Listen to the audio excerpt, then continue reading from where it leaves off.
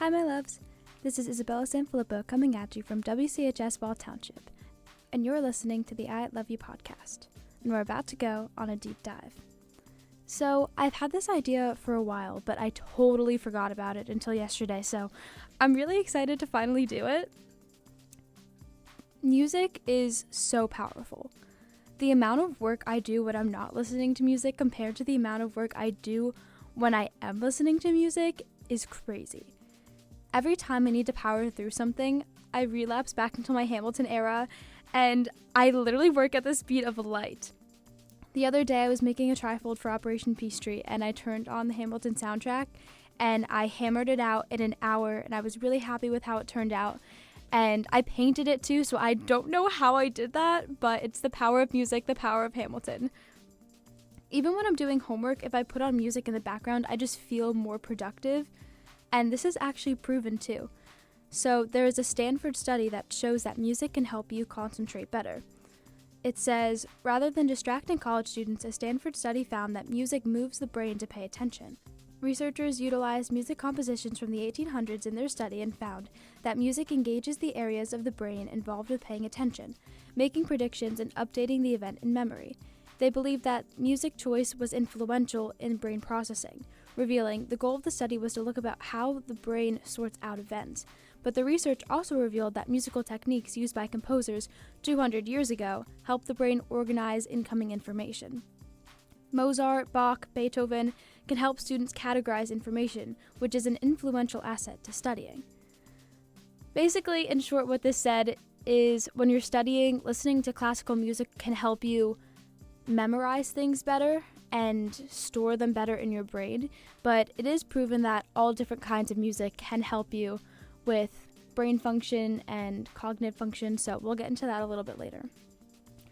And even though music can't help you suddenly know everything for your upcoming math test, it does relieve stress, test anxiety, and improve your performance in high-pressure situations, according to nationaluniversity.edu. I also found that music can really improve your mood. Whenever I'm feeling down or stressed, I always have to listen to music. It's so soothing, especially when you're listening to songs that you can relate to or feel that you kind of vibe with and that the artist understands you in a way.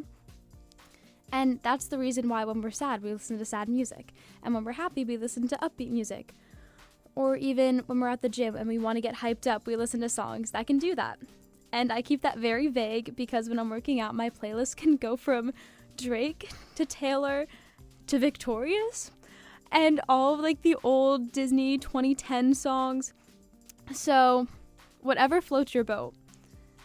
And research does show that all the different types of music can help you, like I said before.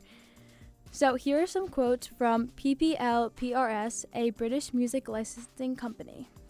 Listening to music has the potential to relax our minds as well as our bodies. In fact, research has shown that even heavy metal music can help lower your blood pressure.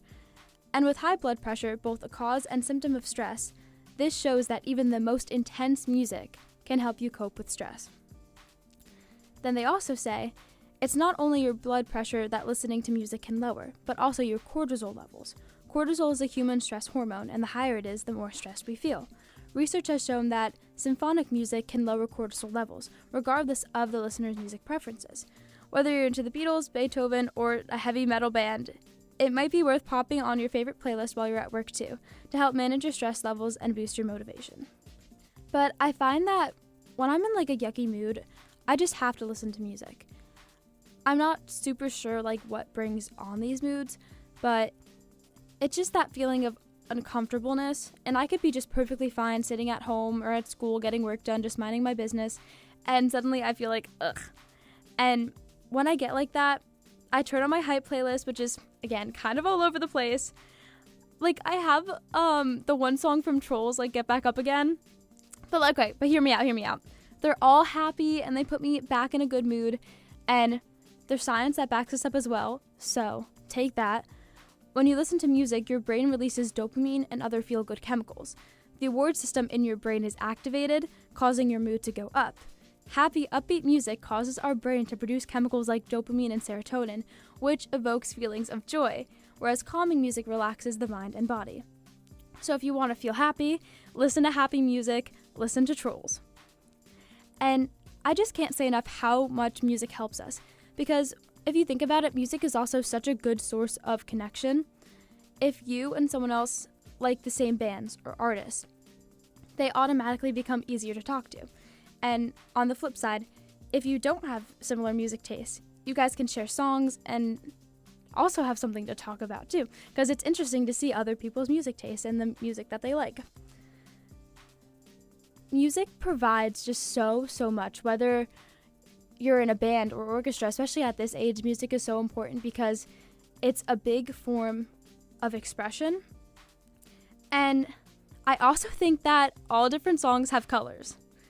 I have playlists based on the colors of songs because when they all share like the same color vibe, the playlist meshes so well together. And a lot of people who play music instruments, so if you're in a band or orchestra or a singer, report seeing colors, and it's called sound color synesthesia.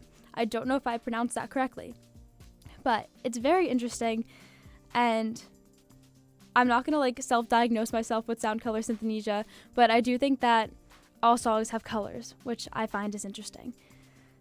And I feel like I could sit here and talk about music all day because there's just so many different things that it can help you with, which is why next episode I'm interviewing a very special musical artist.